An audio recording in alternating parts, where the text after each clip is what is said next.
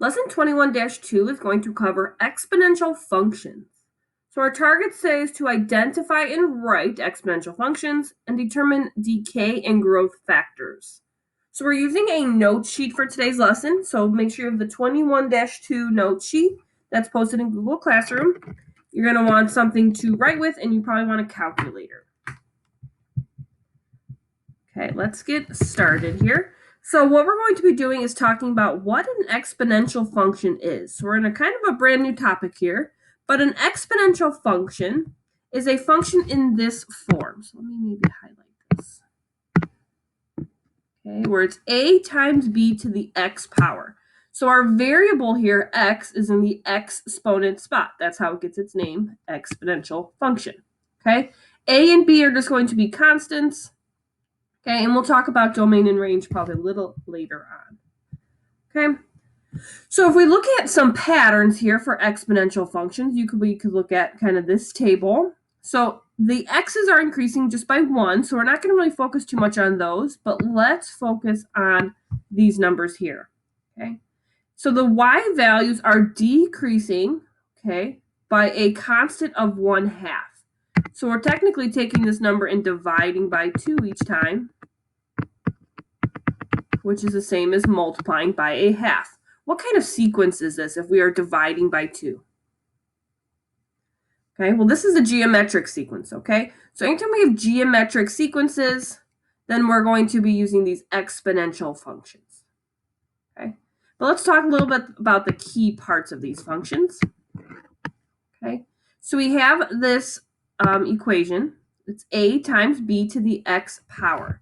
Now this constant b that we have here in the problem, okay, we call this our growth or decay factor. So let me maybe just write that in. And I'm going to do this in blue to make it match. Okay, B is the growth. What that means is it's going to tell you kind of what the graph is doing or what this function is doing.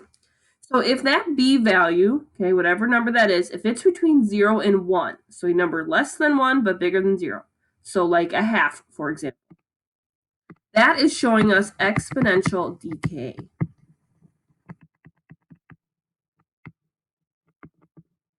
So if we had something like an example like this, we had y equals 1/2 to the x power. That would be decay, because 1/2 is smaller than 1. It's between 0 and 1. Okay. Anytime we have a problem where our b value is greater than 1, so an example for that would be something like 2 to the x power, we call that exponential growth, meaning that function is growing as x gets bigger and bigger. Okay. On decay, the x numbers, if we can see from this pattern here, are going to be decreasing. That's what it means to decay. The numbers are going down. Okay. But if we had something as the growth factor to be bigger than 1, like 2 to the x power, this would be something where the y values would continue to increase as they move from left to right. Okay. So that's what it means to be between decay and growth. So we look at the number that's with the x. So we look at this part here. Okay. If that number is less than 1, it's decay. If it's greater than 1, it's growth. So let's look at a couple problems here. Again, the main focus is on this part of the equation, the thing that has the exponent with it. So let's look at A. We have 7 times 3 to the x power. Again, all we're going to really check is this part of the problem. And remember, if that number is less than 1, it's decay, but if it's bigger than 1, it's growth. So I have 3 to the x power. 3 is bigger than 1, so this would be exponential growth. Okay, and that's how you determine it. You just have to look at it, and you just say bigger than 1 or less than 1. Okay, let's look at B. We have 5 times a fourth raised to the x power. So again, the only thing you really have to check is that B value, so the thing with the exponent. So we have 1/4. Now 1/4 is smaller than 1, so this would be an example of exponential decay. So why don't you guys try C? If I have 1/4 times 2/3 to the x power, is this representing exponential growth or decay? hopefully you thought that 2/3, that's smaller than 1. So again, this would be decay.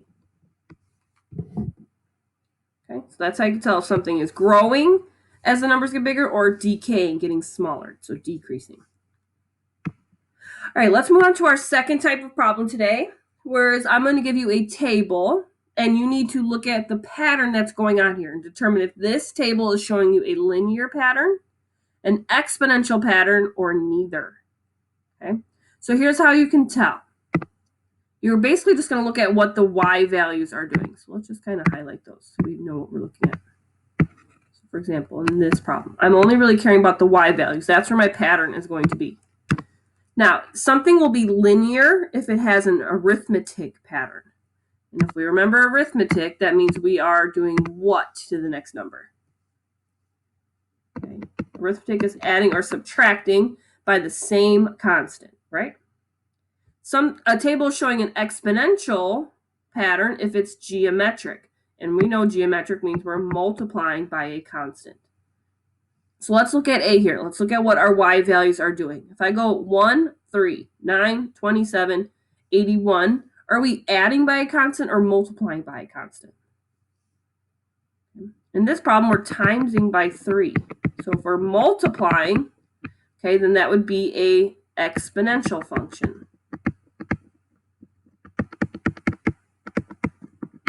Now this would be exponential growth because the pattern is getting bigger as the x values increase. So see how the numbers are going up? That would be growth. Okay.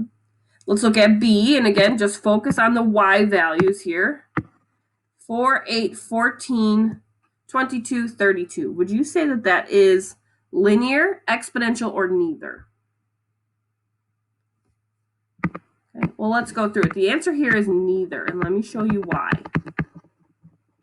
Okay, if I go from 4 to 8, the options are either that's multiplying by 2, but as if you could see, 8 times 2 is not 14. So geometric is out. Can't be geometric. So that means it's not exponential. Linear would mean we're doing an arithmetic pattern. So is this pattern arithmetic? Well, 8 to 4, that would be plus 4. But 8 plus 4 is not 14. This would be plus 5 to get to 14. So we're not multiplying by a constant. We're not adding by a constant. So that's why this problem is neither exponential nor linear. Okay, last one. Let's look at this pattern. 24, 18, 12, 6, 0. Is that linear, exponential, or neither? Well, this one would be a linear pattern because there's an arithmetic sequence happening here. If we go from 24 to 18, we are subtracting 6. 18 minus 6 is 12, minus 6, minus 6. So we're subtracting by the same constant. That is an arithmetic pattern, making it linear. So this one was linear. Okay. So again, exponential is multiplying, linear is adding or subtracting. If it's not doing either of those two things, that's your neither case. All right, flip it over to the back for 2 more problems. So we're going to complete the table. So they're going to start you off with the first value, and they're going to give you the growth or decay factor. Now this problem is 0.08 is the factor. That's why it's exponential decay, because 0.8 is less than 1. So what we're going to do is we're going to start with our y value of 64, and we just have to basically multiply that by the decay factor, so by 0.8 to get the next value, and so on and so forth. We would just still multiply by 0.8 until we're out of boxes. So just use your calculator to do this for you.